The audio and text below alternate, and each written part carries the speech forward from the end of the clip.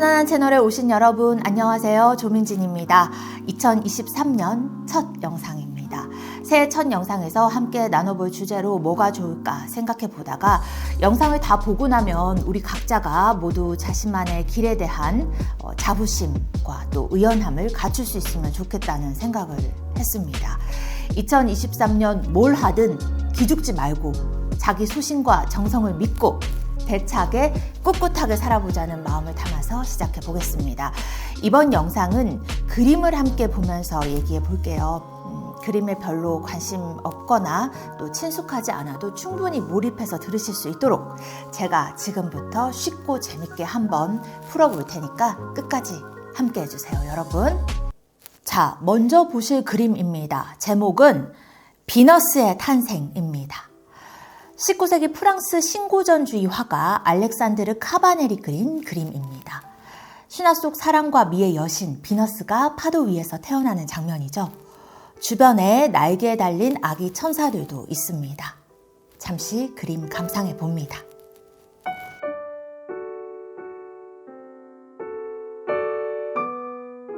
이제 다음 그림입니다.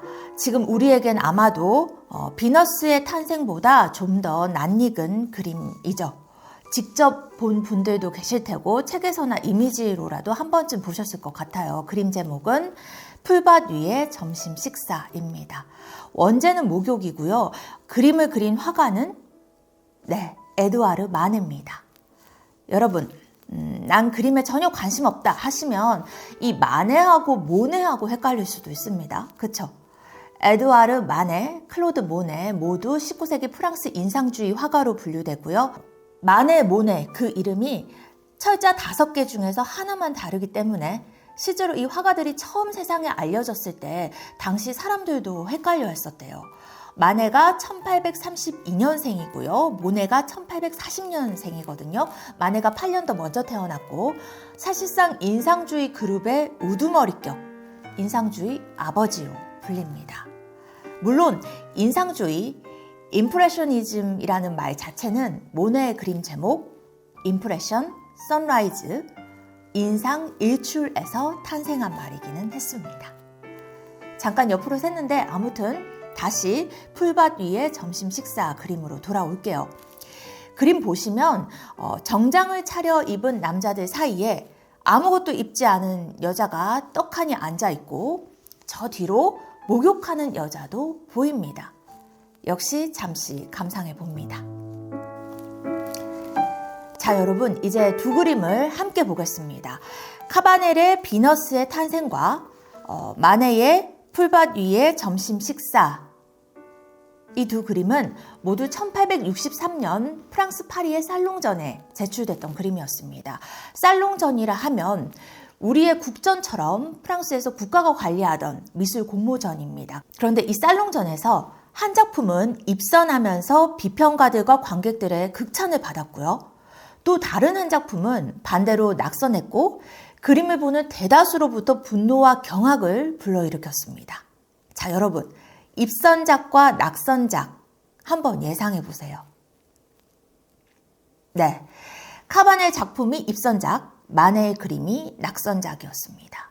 그럼 당시에 마네가 그린 풀밭 위의 점심 식사는 왜 논란과 물의를 빚었을까요?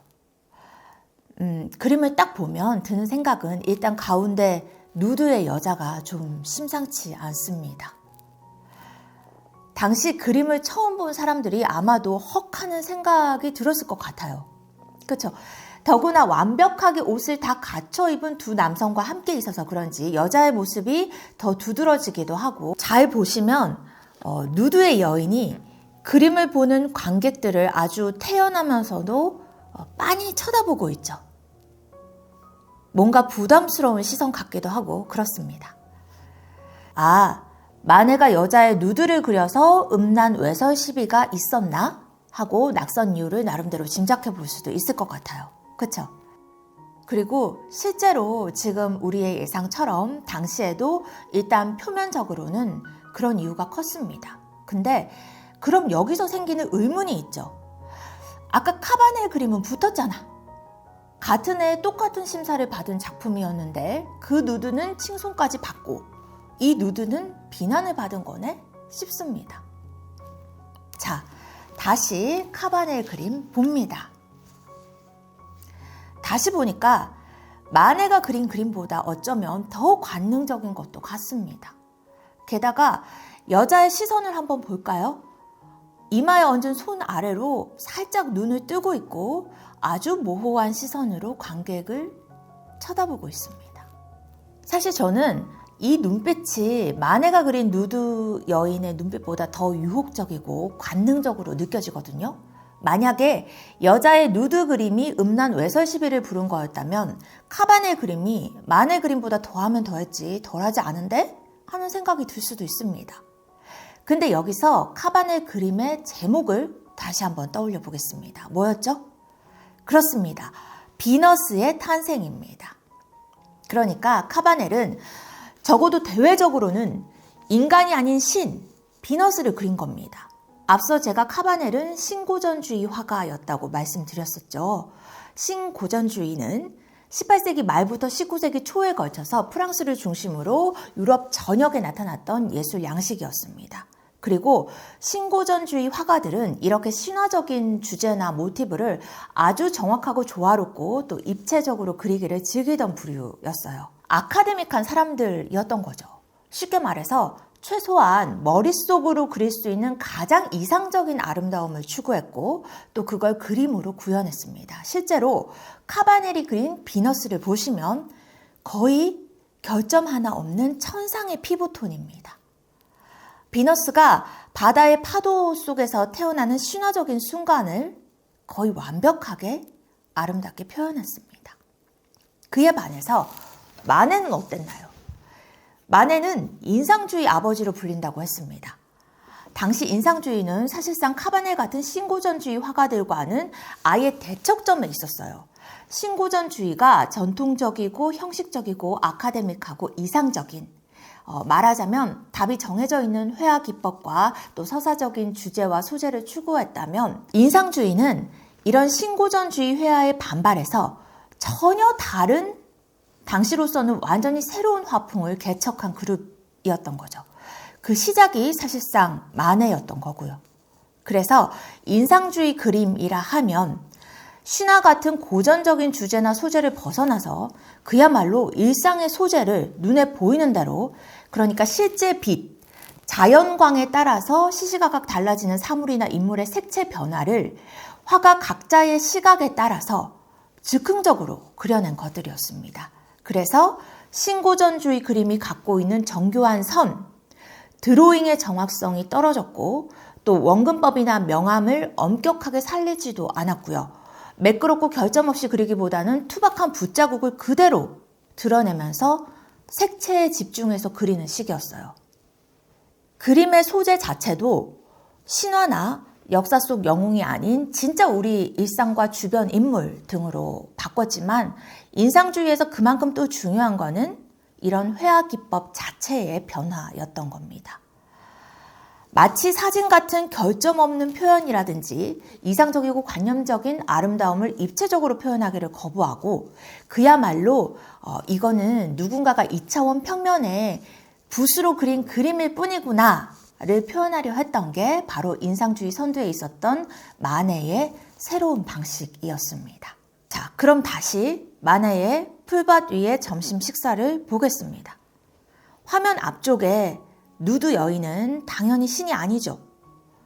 빅토린 웨랑이라는 당시 노동자 계층의 여인을 실제 모델로 썼고 뒤에 목욕하는 여인은 마네의 실제 연인이었던 쉬잔 렌호프였습니다.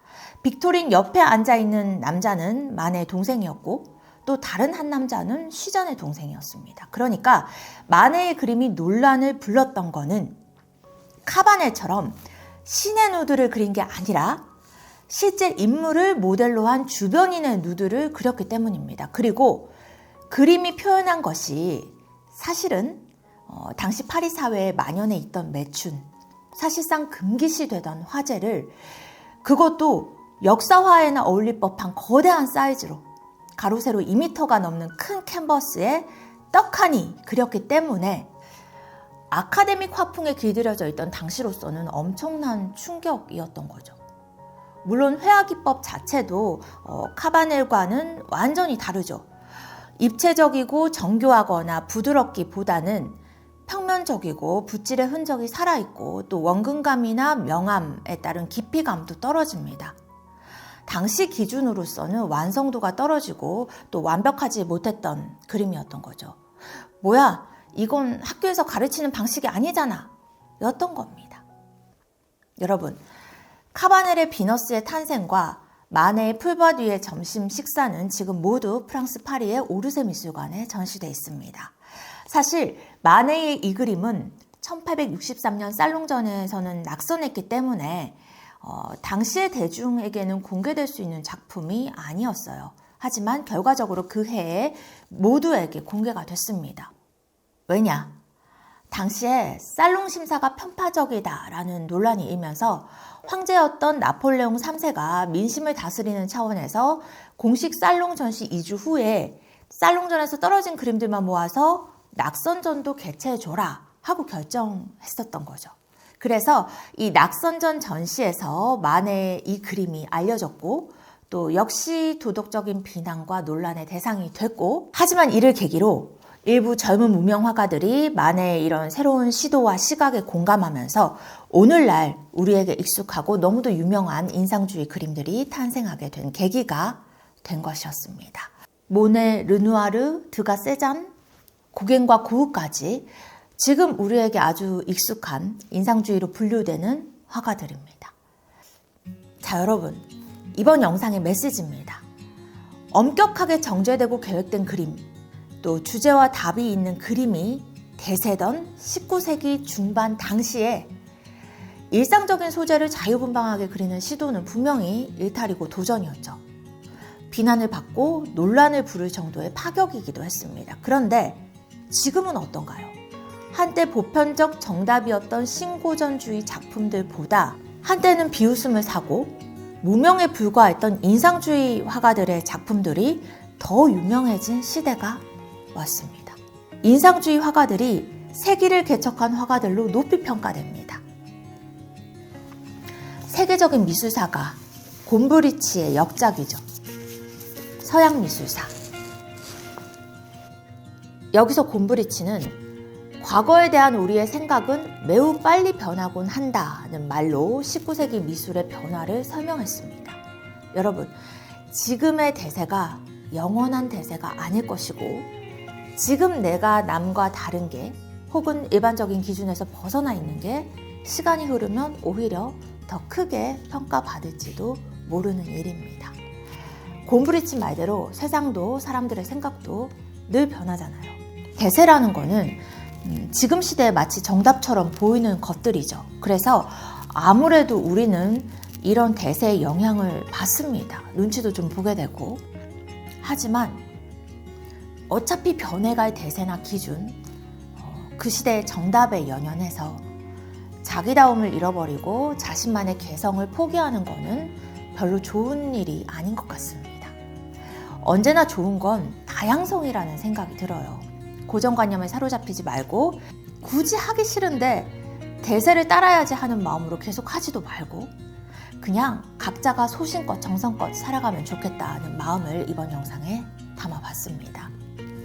일률적이기보다는 다채로운 게 좋은 거고 또 결국은 그 다양함이 전체의 발전을 이끈다는 생각을 해봅니다. 인상주의 작품들이 인기를 끌면서 앞서 대세였던 신고전주의 작품들은 20세기 초반에는 또 대중의 외면을 받았습니다. 그렇지만 1980년대에 들어서 인물화에 대한 관심이 또 커지면서 다시 재조명됐다고 해요. 여러분들은 카바넬과 마네 작품 중에서 어느 쪽이 더 마음에 드세요? 정답도 우열도 없습니다. 미감과 기호의 문제라고 생각합니다. 제가 공감하는 니체의 말 소개해드리면 삶이란 모두 미감과 기호를 둘러싼 싸움일 뿐이다. 다른 사람의 기호, 평가 너무 신경 쓰지 말고 나 자신의 미감을 키우고 기호를 찾아가는 삶이 됐으면 좋겠습니다. 여러분, 2023년 용감하게 파이팅 하시고요. 항상 편안하시기를 응원하겠습니다. 구독과 좋아요 또 댓글로 함께 해주시면 감사하겠습니다. 또 뵐게요.